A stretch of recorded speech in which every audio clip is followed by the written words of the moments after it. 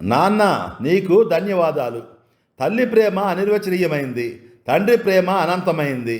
ఏ భాషలో అయినా, ఏ కులంలో అయినా, ఏ మతంలో అయినా, ఏ దేశంలోనైనా, ఏ సంస్కృతిలోనైనా అమ్మ ప్రేమ అమ్మ ప్రేమే, నాన్న ప్రేమ నాన్న ప్రేమే. అమ్మ ప్రేమను కొనలేము, నాన్న ప్రేమను కొలవలేము. ఈ కథలో నాన్నను అపార్థం చేసుకొని ద్వేషించి రగిలిపోయిన ఆమె నాన్న ప్రేమను, ఆ ప్రేమలోని త్యాగాన్ని ఆలస్యంగా తెలుసుకున్న తర్వాత ఆమె అంతరంగ మదనం ఏం చెబుతుందో తెలియజేసేదే ఈ కథ. నాన్న నీకు ధన్యవాదాలు. వినండి. అక్టోబర్ 1917లో ఇటాలియన్లను న్యూయార్క్కు తీసుకెళ్లే ఒక నౌక అట్లాంటిక్ మహాసముద్రంలో ఘోరమైన తుఫాన్లో చిక్కుకుంది. అందులో 28 ఏళ్ల వడ్రంగి ఆంటోనియో రస్సో మరియు అతని 5 ఏళ్ల కుమార్తె మరియా కూడా ఉన్నారు. ఆంటోనియో భార్య 2 ఏళ్ల క్రితం ప్రసవ సమయంలోనే మరణించింది. పేదరికం నుంచి బయటపడటానికి మరియు తన కుమార్తెను ఇటలీలో దొరకని మంచి భవిష్యత్తును ఇవ్వడానికి అమెరికా వెళ్ళటమే అతని చివరి ఆశ. రాత్రి 2 గంటల సమయంలో ఉవ్వెత్తున ఎగిసిపడుతున్న అలలు నౌకను బలంగా తాకాయి. 3వ తరగతి ప్రయాణికులు నిద్రించే దిగువ గదుల్లోకి నీరు ప్రవహించడం మొదలైంది. ఓడ ఒకవైపుకు ఒరగటం ప్రారంభించింది. ప్రయాణికులు భయంతో మెట్ల వైపు పరుగులు తీస్తుండగా తోపులాట్లు ఆర్తనాదాలతో ఆ ప్రాంతమంతా నిండిపోయింది. ఆంటోనియో మరియోని ఎత్తుకొని పెరుగుతున్న నీటి మట్టానికి పైకి పట్టుకొని ముందుకు సాగడానికి ప్రయత్నించాడు. కానీ జనం కిక్కిరిసిపోయారు. వరద వేగంగా వస్తుంది. ఓడ ఏటవాలుగా మారిపోయింది. వారు లైఫ్ బోట్ల వరకు వెళ్ళలేరని ఆంటోనియోకి అర్థమైంది. కేవలం కొన్ని నిమిషాలు మాత్రమే మిగిలి ఉన్నాయి. ఆ గందరగోళంలో ఆ తుఫాను దాటికి పైలిన ఒక చిన్న కిటికీ వద్దకు అతను చేరుకున్నాడు. అది ఒక చిన్న పిల్లవాడు వెళ్ళడానికి మాత్రమే సరిపోయేంత ఉంది. దాని బయట కటిక చీకటి, గడ్డగట్ట చలిలో ఉన్న అట్లాంటిక్ సముద్రం ఉంది. దూరంలో ఆంటోనియో నీటిపై లైట్లను చూశాడు. రెస్క్యూ బోట్లు వస్తున్నాయి. అతను మరియా వైపు చూశాడు.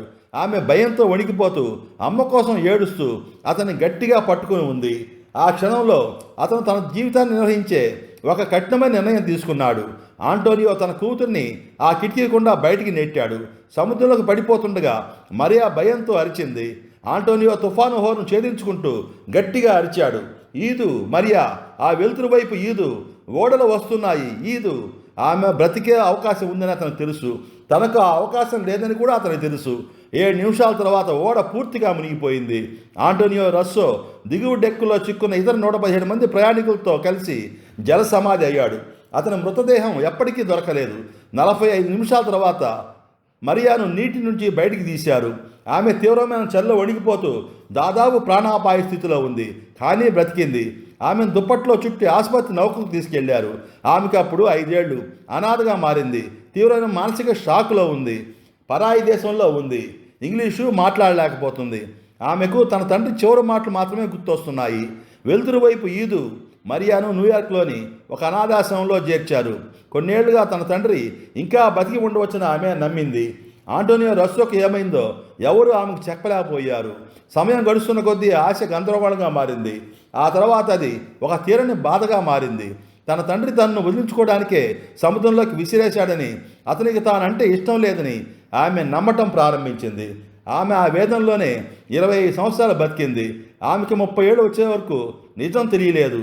1917 నాటి ఓడ ప్రమాద రికార్డును పరిశీలిస్తున్న ఒక పరిశోధకుడు మరణించిన వారి జాబితాలో ఆంటోనియో రస్సో పేరును కనుగొన్నాడు. అప్పుడే మరియా తన తండ్రి ఆ రోజు నిజంగా ఏం చేశాడో తెలుసుకుంది. ఆమె బ్రతకడం కోసం అతను తన ప్రాణాన్ని త్యాగం చేశాడని. మరియు రస్సో 2004 వరకు జీవించి 92 సంవత్సరాల వయసులో మరణించింది. 1995లో 23 ఏళ్ల వయసులో ఆ ఓడ ప్రమాదం గురించి ఒక ఇంటర్వ్యూలో ఆమె ఇలా చెప్పింది, మా నాన్న నన్ను చంపేస్తున్నాడని నేను అనుకున్నాను. అతను నన్ను కాపాడుతున్నాడని ఆ చిన్న వయసులో నాకు అర్థం కాలేదు. అతను నన్ను విసిరేశాడని నేను ఏళ్ల తరబడి బాధపడ్డాను. కానీ నిజం ఏమిటంటే అతను నన్ను బ్రతుకు వైపు విసిరాడు. మరియా పెళ్లి చేసుకుంది. ఆమెకు 4 పిల్లలు, 9 మంది మనవళ్ళు మరియు 6 మునిమనవళ్ళు ఉన్నారు. చీకటి అట్లాంటిక్లో ఒక తండ్రి తీసుకున్న అసాధారణమైన నిర్ణయం కారణంగా ఈ 31 మంది వారసులు భూమిపైకి వచ్చారు. నా ప్రతి పుట్టినరోజు మరియు నా జీవితంలో ప్రతి మంచి క్షణం మా నాన్న తనకంటే నన్ను ఎన్నుకోవడం వల్లనే నాకు దక్కాయి. నేను ప్రతి రాత్రి ఆ కిటికీలో అతని మొహాన్ని చూస్తాను. వెలుతురు వైపు ఈదు అని అతను అరవటం నాకు ఇంకా వినిపిస్తూనే ఉంది. నేను 78 ఏళ్లుగా వెలుతురు వైపు ఈదుతూనే ఉన్నాను. నేను ఆయన్ని గర్వపడేలా చేశానని ఆశిస్తున్నాను. ధన్యవాదాలు నాన్న, నన్ను జీవితం వైపు విసిరినందుకు ధన్యవాదాలు. నేను నిన్ను ప్రేమిస్తున్నాను. ఆంటోనియో రస్సో గురించి ఆమె చివరి మాటలు క్లుప్తంగా ఉన్నాయి. కొన్ని ప్రేమ త్యాగాలు జీవితాలకు అతీతంగా నిలిచిపోతాయి. మిత్రులారా, తల్లిదండ్రుల ప్రేమ త్యాగాన్ని కోరుకుంటుందని, ఆ త్యాగం పిల్లల భవిష్యత్తును చూస్తుందని తెలియజేసే ఈ కథ మీకు చెప్పాను. మరో వీడియోతో మరలా కలుద్దాం. నేను చెప్పే విషయాలు మీకు నచ్చితే వెంటనే సబ్స్క్రైబ్ చేసుకోండి. యూట్యూబ్లో డిఎస్ రావు రీల్స్ అని టైప్ చేసి వచ్చిన వీడియోలన్నీ చూస్తారని ఆశిస్తాను. లైక్ చేయండి, మీ తోటి వారికి షేర్ చేయండి, మీ కామెంట్ను మాకు తెలియజేయండి. మీ దార శ్రీనివాసరావు, ఒంగోలు ఆర్టీసీ కంట్రోలర్.